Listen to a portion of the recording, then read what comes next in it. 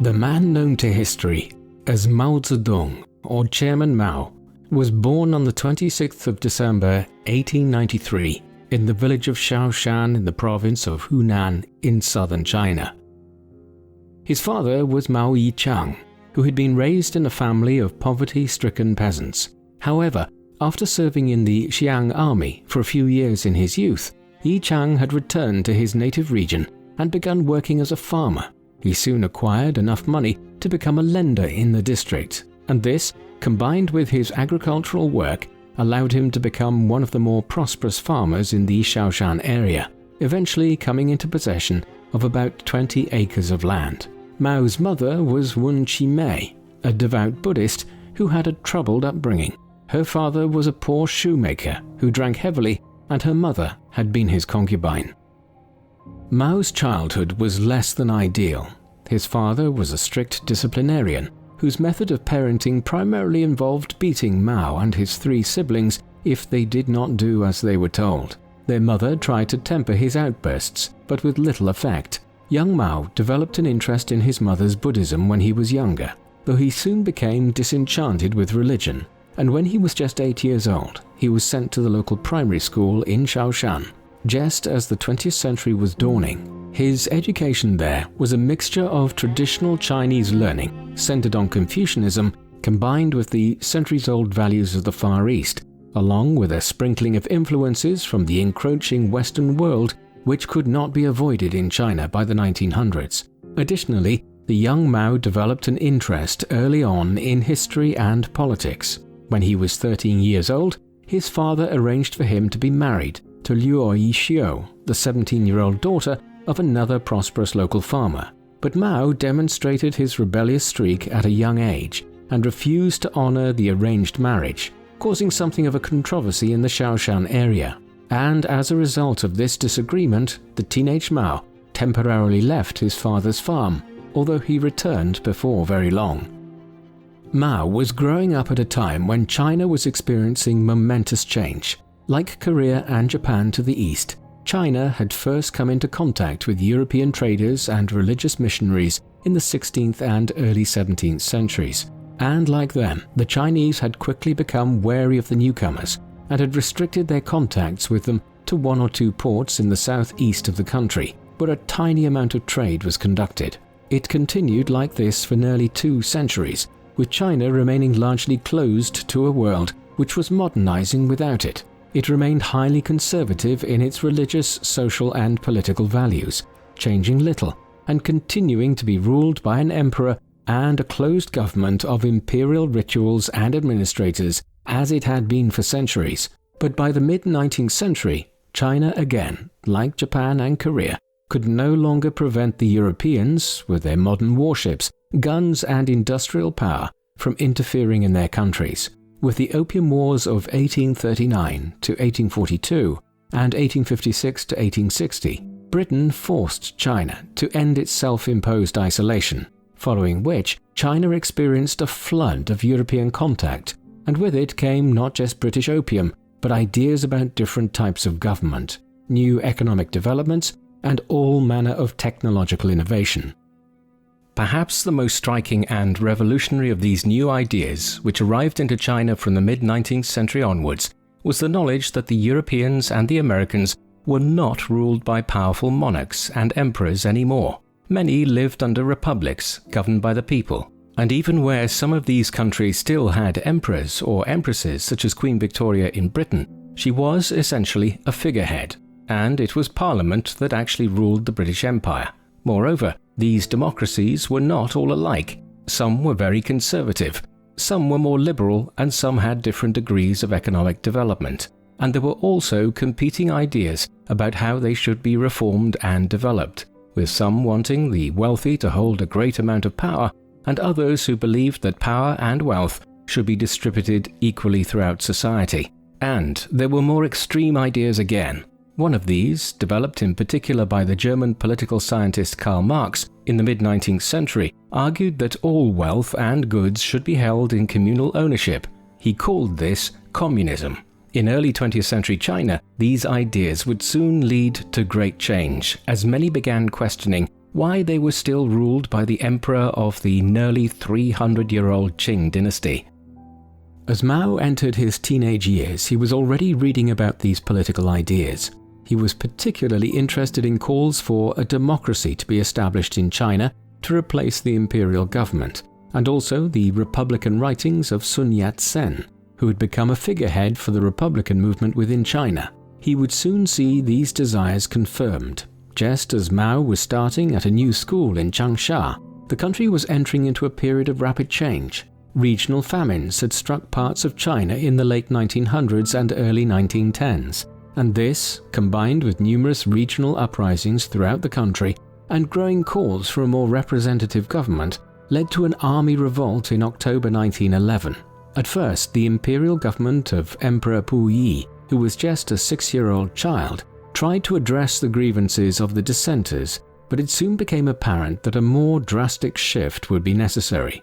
After weeks of negotiations, it was determined in February 1912 that the emperor would abdicate and a new Republic of China would be established, with the imperial officer Yuan Shikai serving as its first president of a national government. Thus, an empire which had been in existence for centuries had ended. It was, however, very unclear in the mid-1910s exactly in what direction China's politics would now head. These were striking developments, and ones which Mao had not been entirely removed from. When the conflict erupted late in 1911, he had enlisted in the rebel army as an 18-year-old recruit. Now, in the spring of 1912, he simply returned to school, and it was around this time that he first started reading about the idea of socialism and communism as more radical forms of government. Yet he remained unconvinced that this was the best approach for China at that time. Meanwhile, his education continued. He determined at some point around 1913 that he would become a teacher, and so he enrolled in the first normal school of Hunan, widely regarded at the time as the best in the province. Here he became a popular and accomplished student, reading widely, being elected secretary of the student society, and eventually finishing as one of the highest-ranked students in the school.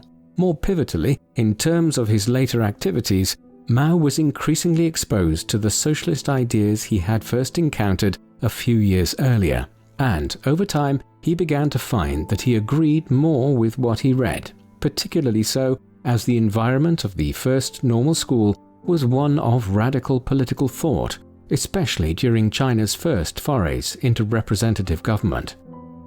In 1917, Mao moved to Peking, now Beijing, where one of his main influences at this time, Yang Changji, had taken a job at the Peking University. Here, Mao also took a job as a library assistant, but he was increasingly moving in circles of individuals who favored socialism and communism or Marxism as a solution to China's political woes.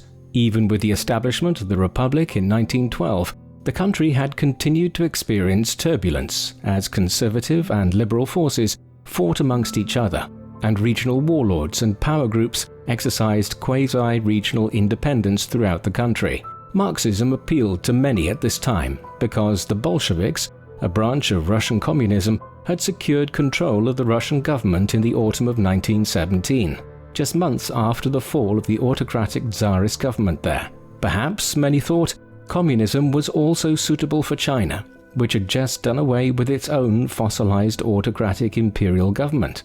Mao was increasingly leaning towards that viewpoint himself in 1918 and 1919, an outlook which was compounded when he experienced the bourgeois hostility of the Beijing upper and middle class towards a country boy like himself.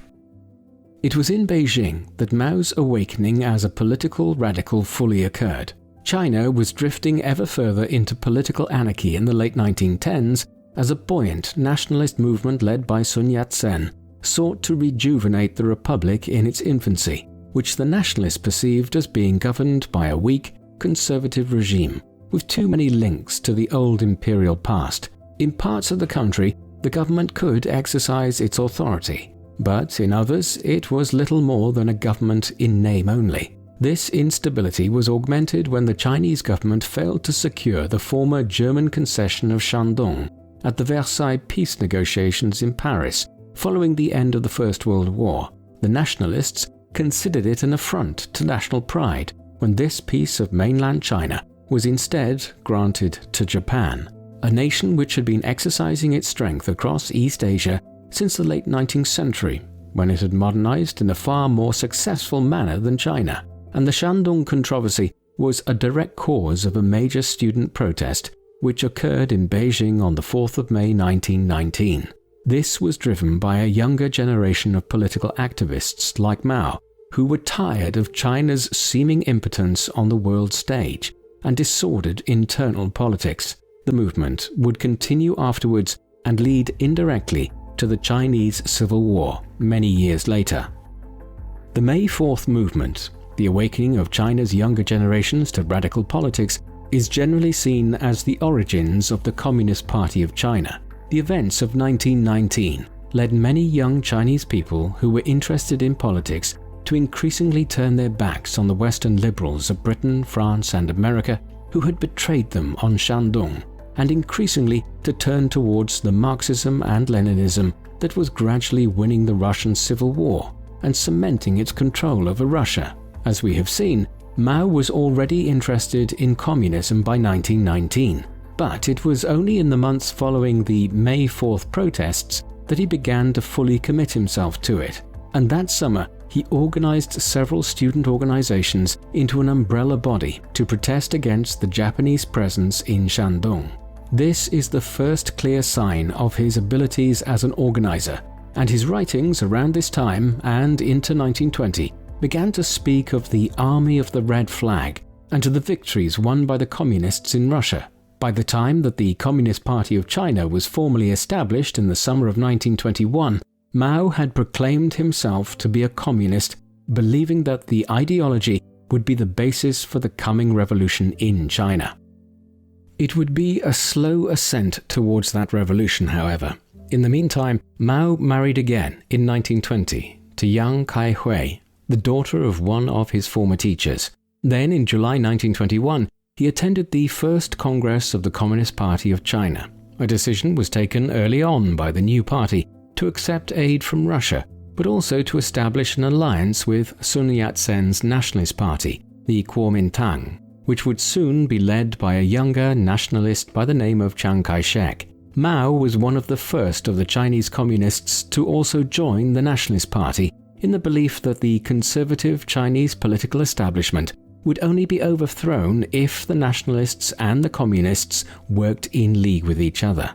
As such, he spent much of the 1920s living in the nationalist stronghold of Guangzhou province and working as an organizer and propagandist for both the communists and the nationalists simultaneously. And throughout this period, Mao was gaining a greater appreciation of the struggles of the Chinese peasantry throughout the country and the strength in sheer numbers which they had if they were won over to the communist cause. As such, the early and mid-1920s were formative, if somewhat unremarkable years in Mao's career. This all began to change in 1926. With the death of Sun Yat-sen in 1925, Chiang Kai-shek had taken over the leadership of the nationalists. By this time, his party, the Kuomintang, had control over large parts of southern China, but the country was still highly fragmented, with the conservative government of the Republic holding Beijing and much of the north, and quasi-independent Chinese warlords who were vestiges of the imperial past holding other parts of the country. In 1926, Chiang determined to force the issue and launched a nationalist military campaign to seize Beijing. The Northern Expedition, as it has become known, was a major success, and during the course of 1926 and 1927, the nationalists seized power in many of the major cities. But the very success of the Northern Expedition also led to civil war. Now, the loose alliance, which the Chinese communists and the nationalists had been in since 1921, was effectively ended by Chiang Kai-shek, who had grown wary of the expanding power of the communists and the role Russia wished to play in China. Once the conservative regime in Beijing was done away with, the result was a split itself within the Nationalist Party in 1927, between Chiang's right-leaning nationalists and a left-leaning faction which wished to accommodate the communists. These events are typically seen as the beginning of the Chinese Civil War, which would last for over 20 years. In the summer of 1927, Chiang Kai-shek's newly ascendant Kuomintang began a crackdown on communists throughout China. Thousands were killed, and the party was suppressed in many places. Mao's reaction to this major setback and the inception of civil war between the nationalists and the communists was to retreat with several hundred followers into the wilderness around the Jinggang Mountains on the border of Hunan province. It was the beginning of a long period of guerrilla warfare during which the Communist Party, with tacit aid from Russia, sought to disrupt the rule of the nationalists in anticipation of mass urban revolts by workers throughout the country against the new government. These were often tough years for Mao. His wife and sister were beheaded by the nationalists in 1930, though in his new life as a guerrilla fighter in rural China, he had formed a relationship with He Zedong, whom he married soon after Yang Kai-hui was killed. It was also around this time that he determined on a new course. Instead of waiting for a revolt of the Chinese urban proletariat, he would attempt the same strategy as had brought the Chinese nationalists to power, building up a territory which he would control and expand outwards. In February 1930, Mao, who by now was one of the senior commanders of the Chinese Communist movement, established the Southwest Jiangxi Provincial Soviet government in Jiangxi province. Although the nationalists controlled most of the country, for a few years here in the early 1930s, Mao established a Chinese Soviet state in Jiangxi, with him serving as the chairman. The Red Army had also expanded and was now under the overall control of Zhou Enlai, with the wider Chinese Communist Party focusing attentions on Jiangxi as a safe base for them in the early 1930s.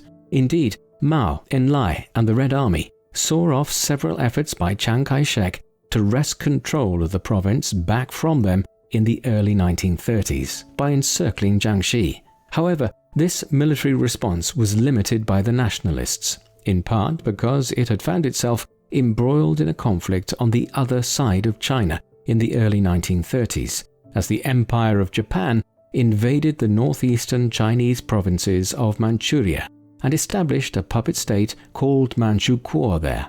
It was just the beginning of heightened Japanese involvement in China in the 1930s, but once the initial furore concerning Manchuria died down, Chiang set his sights on finally reclaiming Jiangxi province from Mao and the communists in the mid-1930s. In September 1933, the Chinese nationalists began the fifth encirclement of Mao and the communists in Jiangxi province. This effectively involved an enormous siege by the nationalists, and one which would prove too large for the Red Army to repulse. By the summer of 1934, it was clear that Mao and his followers would either have to surrender or break out of the besieged area. They chose the latter, and the resulting events have become part of Communist Party law. In October 1934, Communist forces consisting of 86,000 troops, 15,000 personnel, and 35 women broke through nationalist enemy lines and began an epic retreat from their encircled headquarters in southwest China. The Long March, as it became known, lasted 368 days and covered 6,000 miles. They crossed 24 rivers and 18 mountain ranges. Weapons and supplies were borne on the backs of fighters or in horse-drawn carts, and at times the line of marchers stretched for 50 miles. Only 4,000 troops completed the journey. Enduring starvation, aerial bombardment, and almost daily skirmishes with nationalist forces, Mao eventually halted his columns at the foot of the Great Wall of China. The Long March is regarded as the longest continuous march in the history of warfare and marked the emergence of Mao Zedong as the undisputed leader of the Chinese Communists. The months after the Long March saw a curious drift in Chinese politics towards a rapprochement between the Communists and the Nationalists. For years, the nationalist government of Chiang Kai-shek had been dealing with problems on multiple fronts. As well as the Communists, there was the perhaps greater problem posed by the Empire of Japan and its ambitions to dominate the Far East politically and militarily. This had already resulted in the invasion of Manchuria and the establishment of the puppet state of Manchukuo in the early 1930s.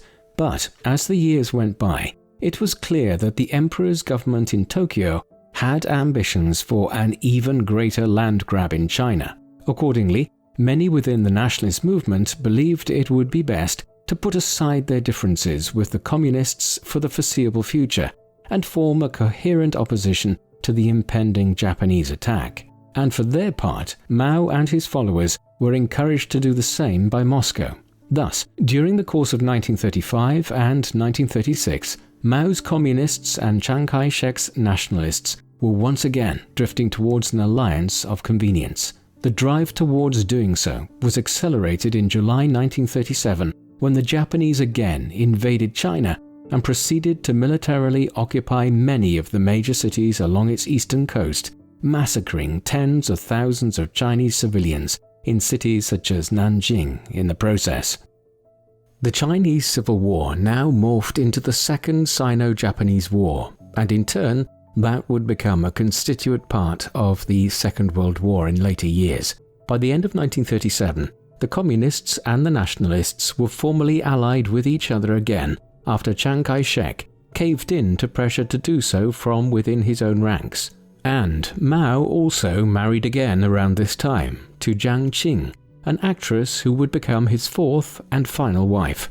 As an example of his growing ruthlessness, his former wife He Zedong was packed off to the Soviet Union, where she was placed in a mental asylum.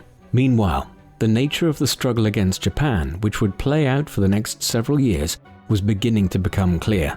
The nationalists moved inland towards central China as the Japanese occupied the rich cities and farmland of the coastal regions of eastern China. Here, in the inland provinces, the nationalists and the communists would wage a war of attrition with the Japanese to the east for the next few years. And these were significant years in terms of the support Mao and the communists enjoyed. In the course of the late 1930s and early 1940s, Mao's Red Army ballooned in size from approximately 50,000 to nearly 500,000 fighters. Thus, the war with Japan was finally creating the kind of countrywide support for the Communist Party which Mao and the other leaders had failed to acquire in the late 1920s and early 1930s. Already by 1940, there were signs of Mao's communists being able to win considerable victories against the Japanese occupation forces.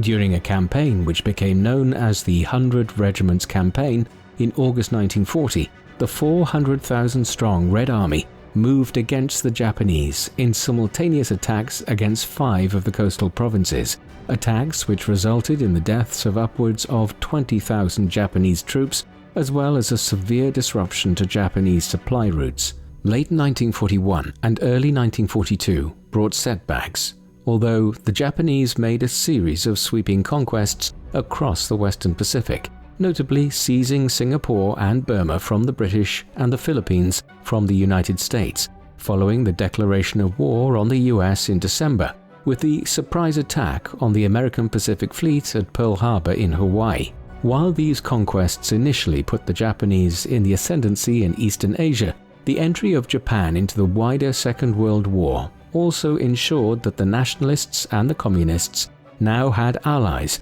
in the shape of the British and Americans. With increased military, financial and logistical support being received, they were able to ensure that the Japanese occupation of eastern China was never comfortable during the Second World War.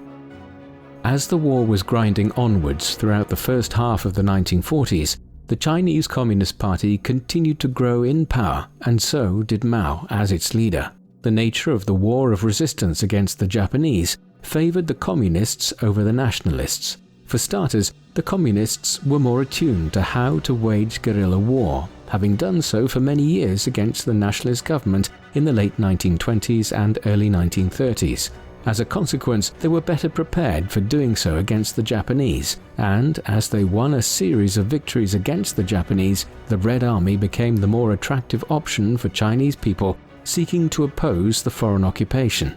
Moreover, Chiang Kai-shek's Kuomintang seemed to many to simply be the Chinese manifestation of the right-wing movements which had brought Japan into China to begin with. And as the Chinese Communist Party, or CPC, expanded in size, Mao also consolidated his control. In 1943, he acquired the chairmanship of both the party secretariat and the Politburo of the party for the first time. It was also during these war years that he began affirming that Chinese communism would have a distinctly different shape than that which had developed in Russia. Beijing would be no puppet of Moscow in future years.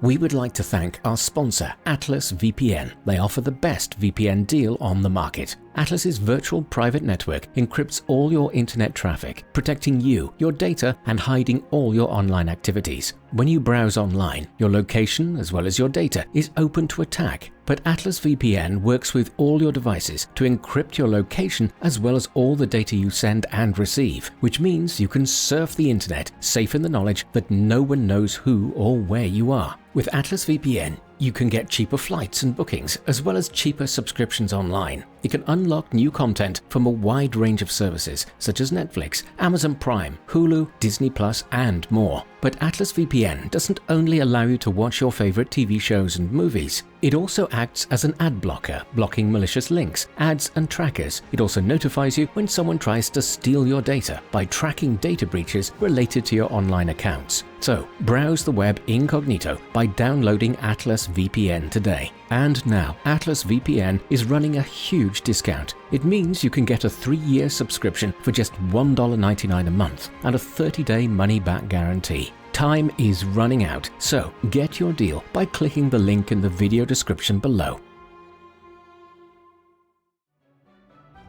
The nature of the war against the Japanese changed from 1943 onwards, as Japan suffered a series of severe setbacks in its struggle against the United States, while its European allies, Germany and Italy, were also fighting an increasingly doomed war against Russia, Britain and the US.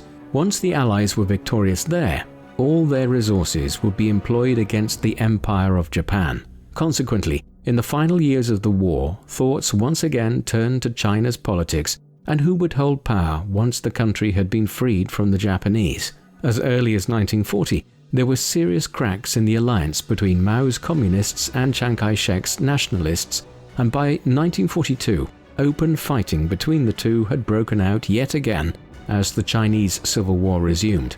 It would fully erupt again following the end of the Pacific War. On the 6th and 9th of August 1945, the United States dropped 2 atomic bombs on the cities of Hiroshima and Nagasaki in Japan.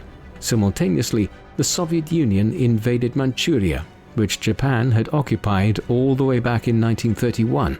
As a result, within weeks, the Empire of Japan had formally surrendered to the Allies.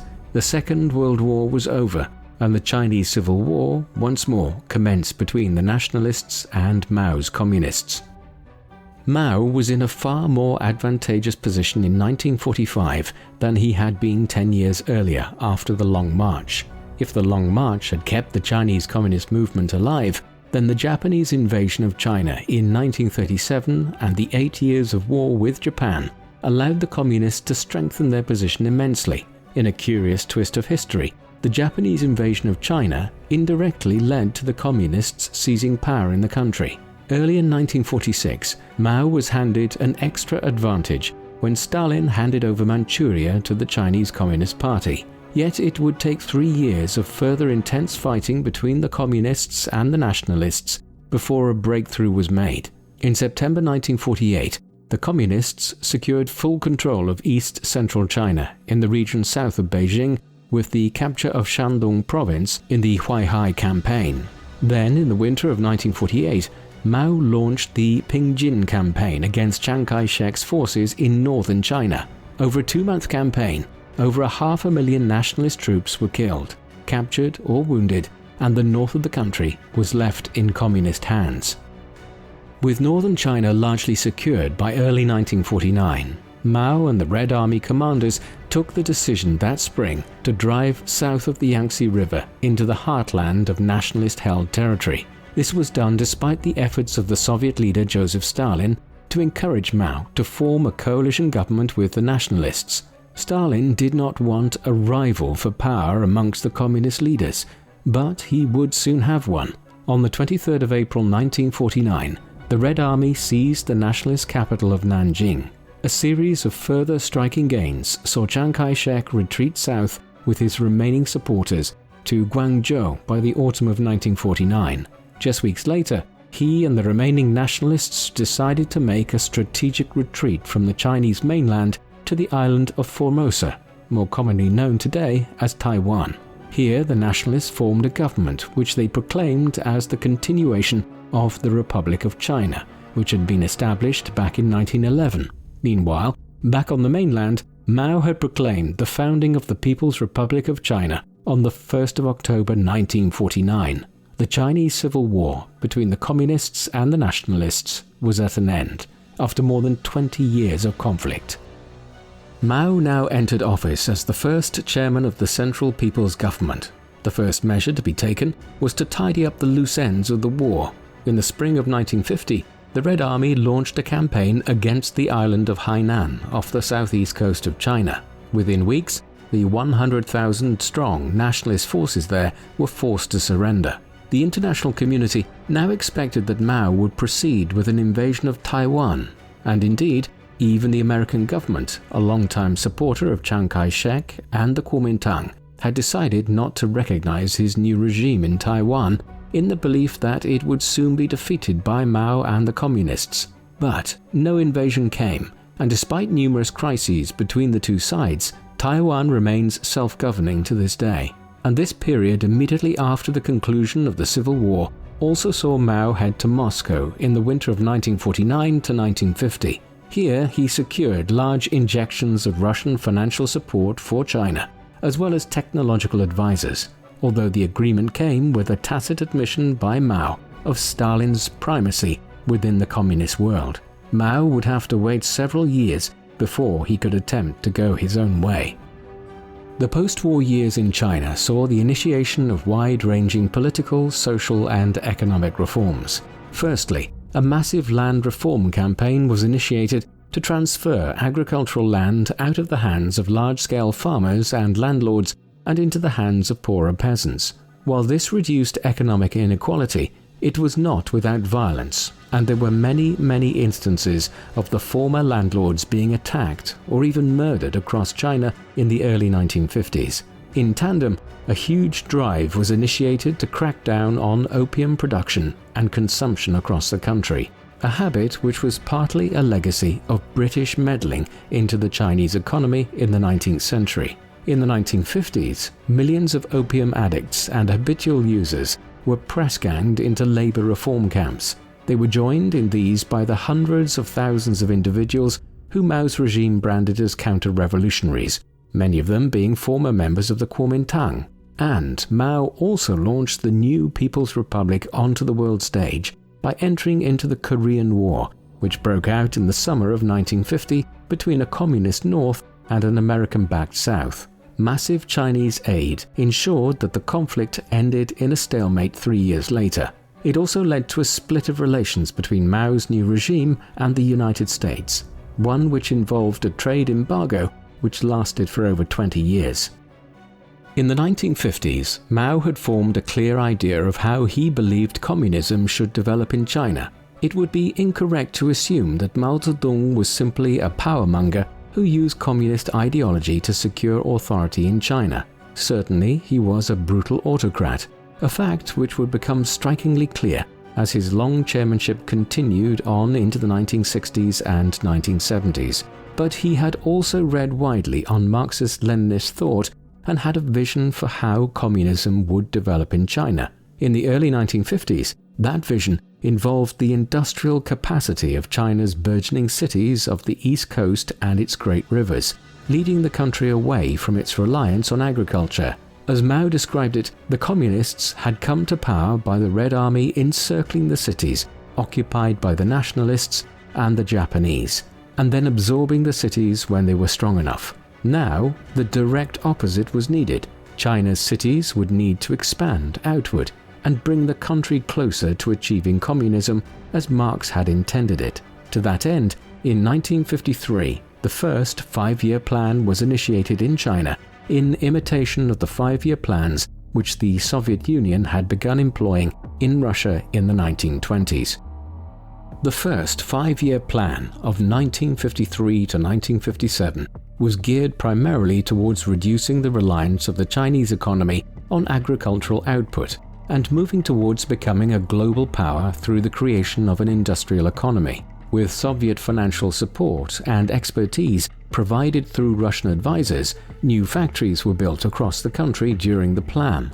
Farms were collectivized across China and placed under state management, and billions of yuan were spent in total on completing 595 large and medium-sized infrastructural and economic projects, including railways, major roads, and new dams, often linking parts of China with each other in ways which had never been possible before. As a result, Chinese industrial productivity increased by 128%, and steel production alone jumped from 1.35 million tons in 1953 to over 5 million in 1957. Coal extraction doubled during the 5 years, while in agriculture, yields of grain and cotton rose by over 30% during the same time period.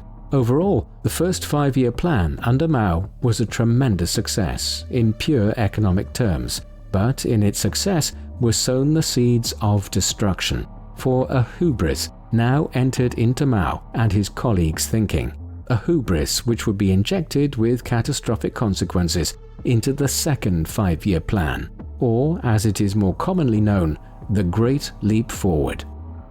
On the 22nd of May 1957, the Soviet leader Nikita Khrushchev, who had succeeded Stalin on his death in 1953, delivered a speech at a regional meeting of Soviet representatives, in the course of which he proclaimed that it was his goal that the Soviet Union should catch up and overtake America in economic output by 1980. A few months later, in November 1957, at a gathering in Moscow of international communist leaders to celebrate the 40th anniversary of the October Revolution, which had brought the Soviets to power in 1917, he repeated his claim. Only now, he was even more ambitious. The Soviets would now eclipse the Americans within 15 years. Mao, who wished for China to rival the Soviet Union, and whose relationship with Khrushchev was more antagonistic than it had been with Stalin, began pondering this goal in the aftermath of the Soviet leader's speech. Not to be outdone, he quickly determined to make similar claims, and made it known that it was China's goal to catch up with Britain's economy within 15 years and exceed their production of steel and other core industrial outputs. With this goal in mind, in 1958, the Chinese Communist Party initiated the second 5-year plan, or what was soon referred to as the Great Leap Forward, for the country's economy. It would result in the most catastrophic famine the world has ever seen. Mao believed that the key indicators of how China's economy was progressing would be seen in grain and steel production.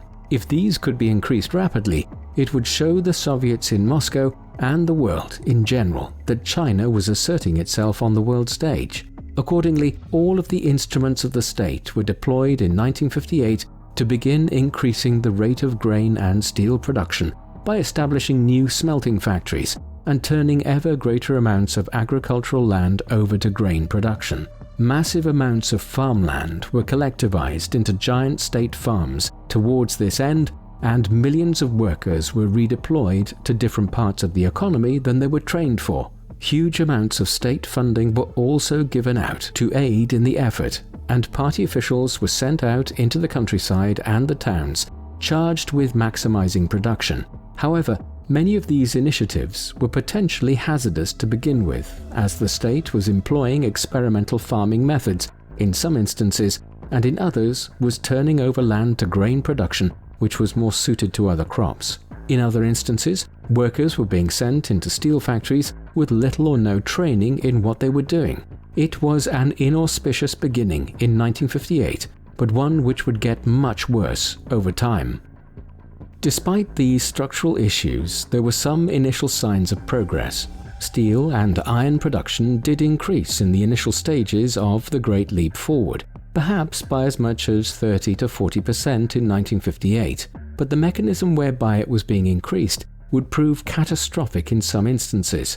In their eagerness to show good results, local party cadres throughout the country were often resorting to unimaginably short-sighted and brutal tactics. The more cruel methods involved overworking their laborers in the factories to try to have larger amounts of steel produced. But within a few months, party officials throughout the country were also setting up what became known as backyard furnaces, the use of which Mao had actually encouraged. These were essentially makeshift steel furnaces, which were often set up in the yards of people's homes. Scrap metal was used to produce pig iron, which was almost totally useless. But the worst thing was that farming tools and other instruments which were needed for producing food throughout the country were often being thrown into these backyard furnaces and melted down so that local party officials could record higher outputs of alleged steel production in their areas. The result was a lack of basic tools for farming as the months went by. The effect of all this between 1958 and 1961 was catastrophic, with millions of farmers being press-ganged into working in factories in the cities and towns. There was not enough people available to produce food throughout China in a country which was often on a subsistence food level anyway. Added to this was the practice of party officials destroying basic farming equipment to inflate the amount of steel they were producing in their areas. Furthermore, the party had begun trying to use experimental irrigation methods, which had rendered large amounts of farmland temporarily unusable in some areas. Given all this, it is unsurprising that even by the autumn of 1958, just months after the Great Leap Forward had started, there were major food shortages in some parts of the country, and this was further compounded by the fact that the government continued to export grain and other agricultural products in order to increase its revenue and also keep up the appearance that productivity was increasing. By late 1958, people in certain parts of the country were beginning to start foraging for wild foods in the countryside, and others were starving to death. This was just the beginning though, and by 1959, grain production had fallen by roughly 15 to 20% in total across the country. There is considerable debate as to how much Mao knew about what was unfolding across China as a result of the Great Leap Forward. It is quite possible that in late 1958 and early 1959, he was unaware of the famine conditions, but evidence has been uncovered which suggests he knew by at least the late spring of 1959 and yet did not do enough to change course. By 1960, when he delegated control of certain parts of the Great Leap Forward program to others, the Central Party members were actively trying to prevent the worst, but by then it was too late. The forces which were unleashed in 1958 and 1959 reverberated into 1960 and 1961, and famine struck China over each of these years with varying degrees of severity. There have been many different estimates of the number of people who died in recent years, as the opening of certain archives in China has allowed for more accurate assessments, but scholars are generally agreed that at least 25 million people died in a country, the population of which was approximately 660 million in 1958. Frank de Cotter, who studied the period in detail and who saw the Great Leap Forward as Mao's Great Famine, in the title of his study of these events, suggested the death toll was as many as 55 million people. Others would suggest somewhere between 30 and 45 million, making this the most catastrophic famine in human history in terms of sheer numbers of deaths. The second five-year plan, advertised as the Great Leap Forward, came to an end in 1962.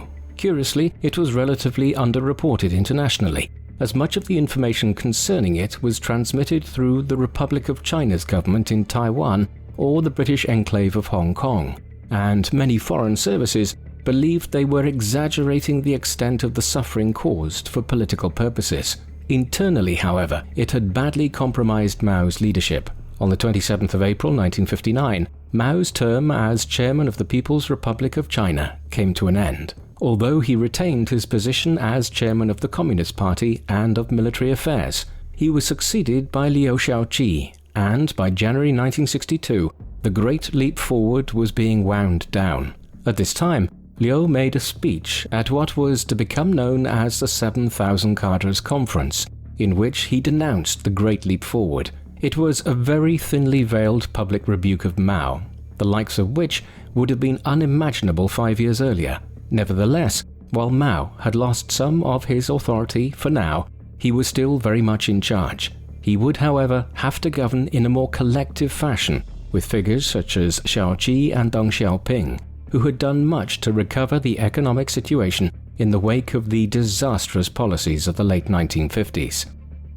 The 1960s also saw China increasingly isolated on the world stage. Tensions had been brewing between Mao and the Soviet Premier Nikita Khrushchev ever since the latter succeeded Stalin in the mid-1950s. Mao was particularly perturbed by Khrushchev's denunciation of Stalin's brutal authoritarianism and more moderate stance towards the Western powers. He also found himself increasingly at loggerheads with Moscow about the two regimes' interpretation of orthodox Marxism. Relations were bad by the late 1950s, but they became particularly acute in the early 1960s, especially once the Cuban Missile Crisis inspired Khrushchev to begin working more closely with the US government of John F. Kennedy to defuse the Cold War in ways which Mao opposed. A sign of the split was seen in 1961 when Mao denounced the Soviet regime as revisionist traitors. For his part, Khrushchev was increasingly wary of Mao's attitude towards the possibility of a nuclear war with the West. Mao once worryingly suggested that if 300 million Chinese people died in a nuclear war, the other half would still be alive to secure victory.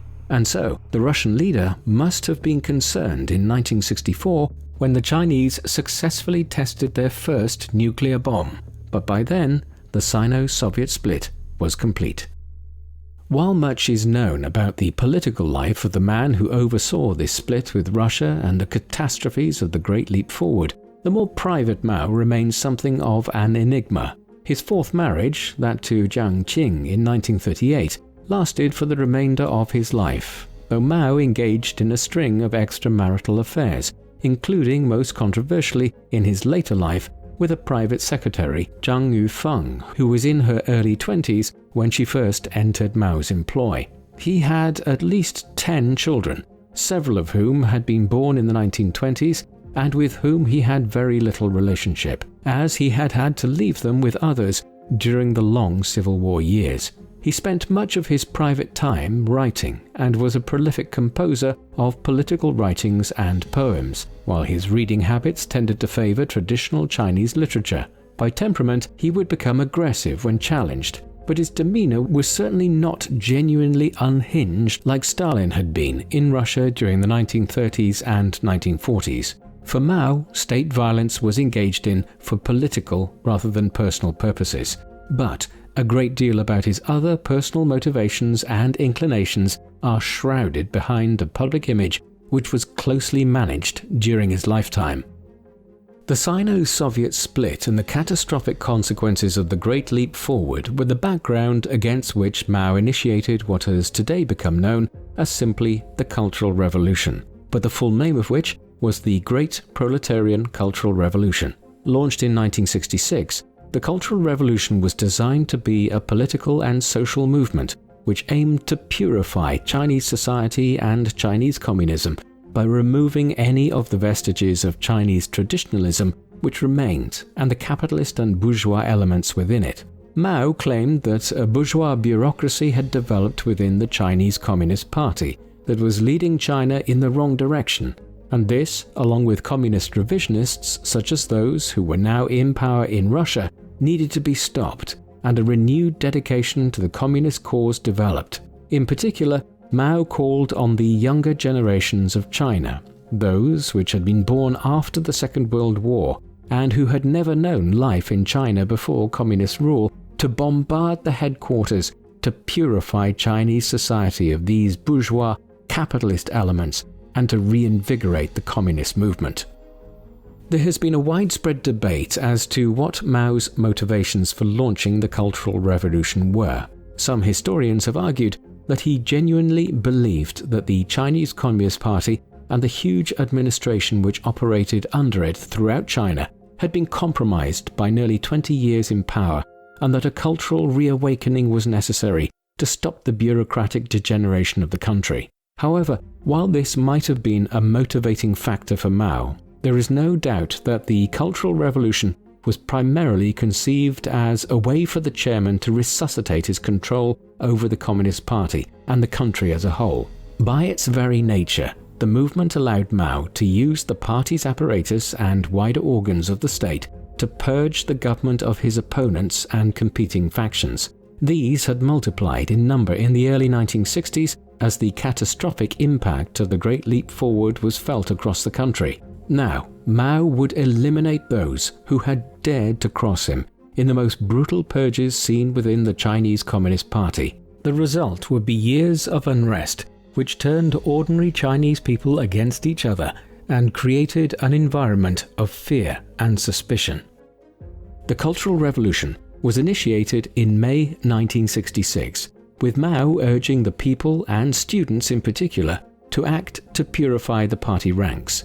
Within weeks, gangs of students were attacking their teachers, intellectuals, government officials, and even people who were deemed to be wearing bourgeois clothing. These attacks could range from being mild to moderately violent, such as when teachers were attacked by gangs of students and had their heads shaved, to truly bloody acts, such as when government officials were actually murdered or driven to commit suicide. As the frenzy built up in the summer of 1966, official party newspapers stoked the flames by calling on the masses to clear away the evil habits of the old society and attack the monsters and demons. By now, students in classrooms and on college campuses across China were organizing themselves into bands of so-called Red Guards, committed to preserving the Communist Revolution and rooting out what were termed the Four Olds: old ideas, old customs, old habits, and old culture. By the early autumn, gangs of teenagers wearing red armbands roamed the streets of cities such as Beijing and Shanghai, and the unrest was so visceral that August became known as Red August. Soon, the initial student-led violence spread to other groups, and factory workers and laborers on collectivized farms began joining what was termed the Red Terror. Meanwhile, Mao was directing these groups, as best they could be directed, against his enemies within the government and the wider party apparatus. But as a means of purging the party of his opponents, this was a very unstable method. By 1967, radical elements were threatening to move beyond Mao's ability to control them. But the Cultural Revolution nevertheless continued. In 1968, Mao initiated the Down to the Countryside, whereby the children of supposed middle-class bourgeois urban families were forced into what were effectively re-education camps in the countryside. Meanwhile, the chairman was building up an ever greater cult of personality around himself, in part led by the publication of his Little Red Book, a collection of his sayings and writings which became central to the concept of Maoism in China around this time. The violence continued unabated through the late 1960s, but by 1971, even Mao was aware of the need to scale things back, and though the Cultural Revolution is deemed by some to have only ended with Mao's death in 1976, the worst of the unrest subsided in the early 1970s.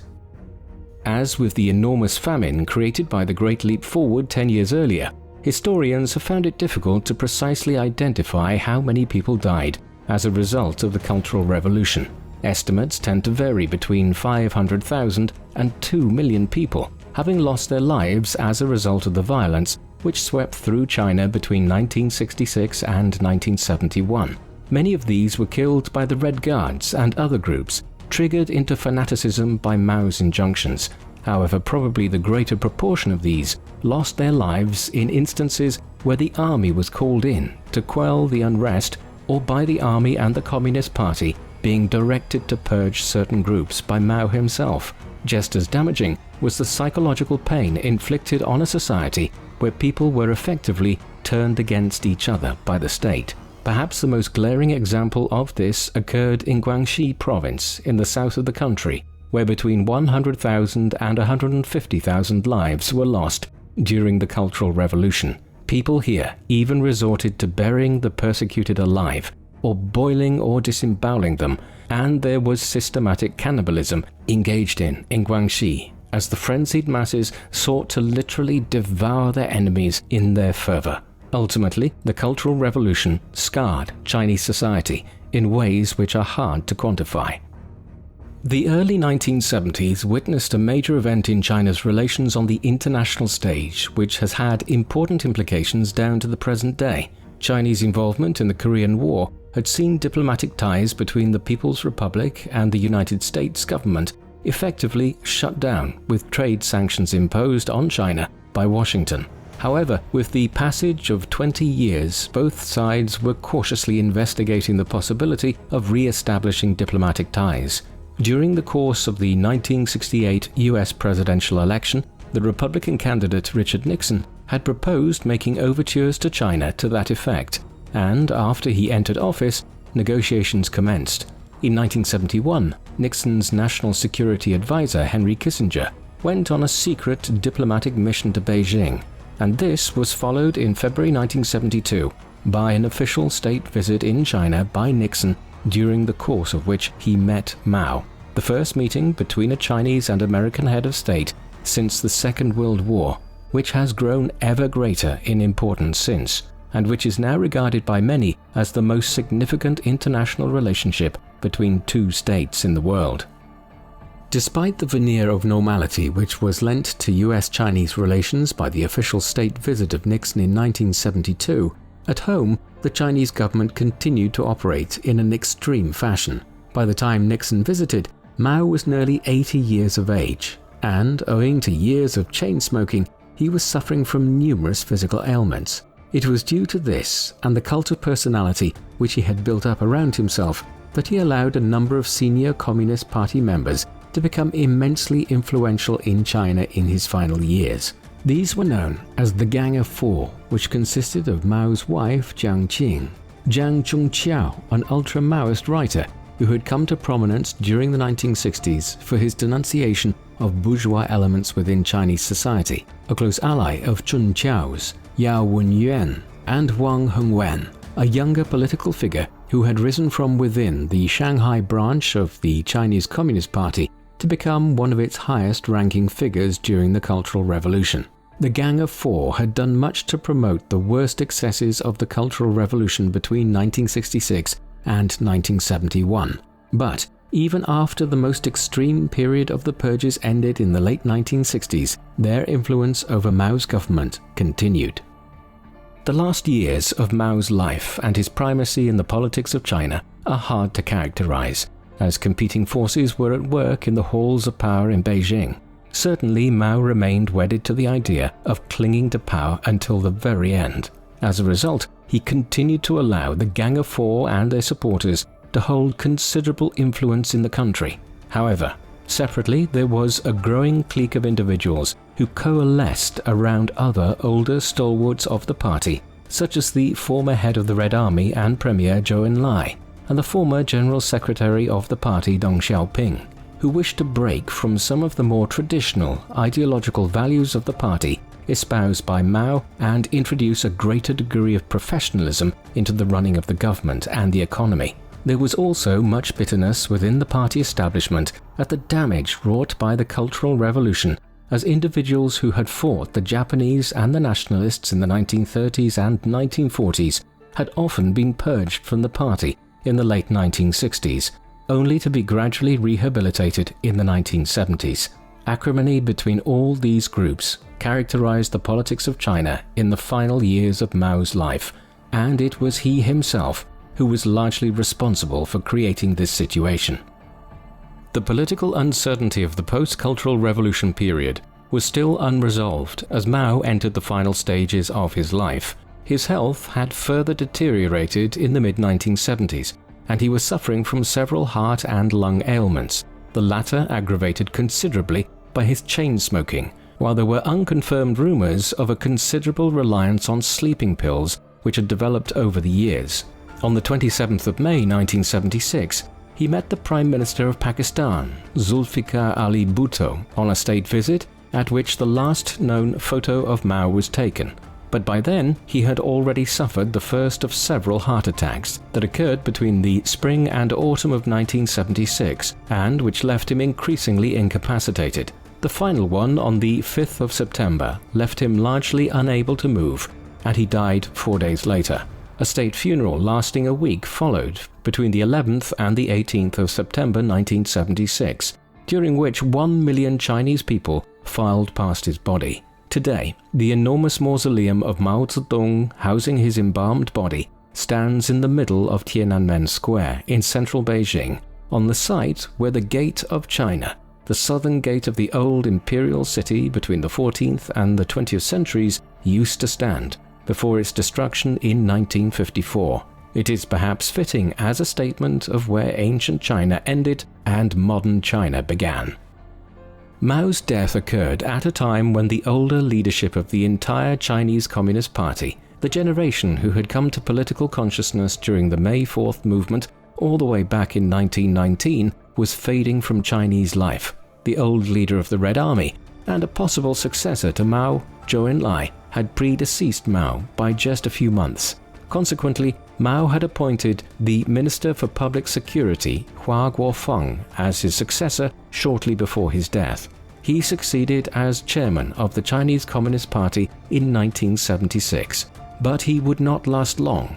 Guofeng was outmaneuvered in the years that followed by Deng Xiaoping, who became the de facto leader of China in 1978, though Guofeng's brief period as leader was significant in arresting and charging the Gang of Four as being responsible for the excesses of the Cultural Revolution. In all but one instance, they subsequently were sentenced to life in prison under Deng Xiaoping's leadership. Elsewhere, despite his impeccable communist credentials, Deng Xiaoping quickly moved China away from its planned economy and the more authoritarian aspects of Mao's reign, setting term limits on the holding of office. It was during Deng's tenure as Mao's successor that the roots of China's economic miracle can really be found, as he opened the country up to foreign investment and expertise. Thus, in the end, Mao proved to be the impediment to China's growth, rather than the deliverer of it. Mao Zedong is one of the most contentious individuals in Chinese history, and indeed the history of the modern world. To some, he was a brutal tyrant and a mass murderer, under whose rule between 1949 and 1946, over 50 million people and perhaps as many as 80 million died prematurely, whether as a result of the catastrophic failures of the Great Leap Forward, the waves of violence unleashed during the Cultural Revolution, or government-orchestrated disasters such as the Banqiao Dam failure of 1975, which by some estimates resulted in the deaths of over 200,000 people. However, to many others, he is one of the great heroes of modern-day China, the man who ensured that the cause of Chinese communism survived during the Long March of the 1930s, the commander who led Chinese resistance to the Japanese occupation during the Second World War, and the individual who thereafter led the Red Army to victory over the nationalists. Many who focus on his achievements will also point towards the fact that life expectancy rates and living standards in China increased dramatically between the 1940s and the 1970s, and argue that Mao laid the basis for China's economic miracle, which began in the late 20th century. It is indeed striking that one individual can provoke such widely diverging opinions. There is no doubting Mao's critical role in ensuring the ascent to power of the Communist Party in China. Without Mao, the movement might not have survived the 1930s, and his leadership was also critical in the post-war period. But once he secured power, this individual, who was clearly possessed of a considerable intellect and ability, became obsessed with retaining and expanding his control of China at the expense of lives and social stability. It was his desire to not play second fiddle to Khrushchev and the Russians which drove China into the disastrous Great Leap Forward, and his unwillingness to accept how badly things had gone wrong, which saw the famine which the second five-year plan created drag on for years and kill somewhere between 30 and 50 million Chinese people. It was Mao's pathological desire to reinforce his position as head of the Chinese state in the mid-1960s which led to the violence and instability of the Cultural Revolution. The Mao of the 1950s and 1960s was a different one to the individual who first joined the party in 1921 and initiated the Long March in 1934. Those who knew him over the course of his life often confirmed that he changed considerably over the years. What do you think of Mao Zedong? Do you think he was actually committed to the idea of communism? Please let us know in the comment section, and in the meantime, thank you very much for watching.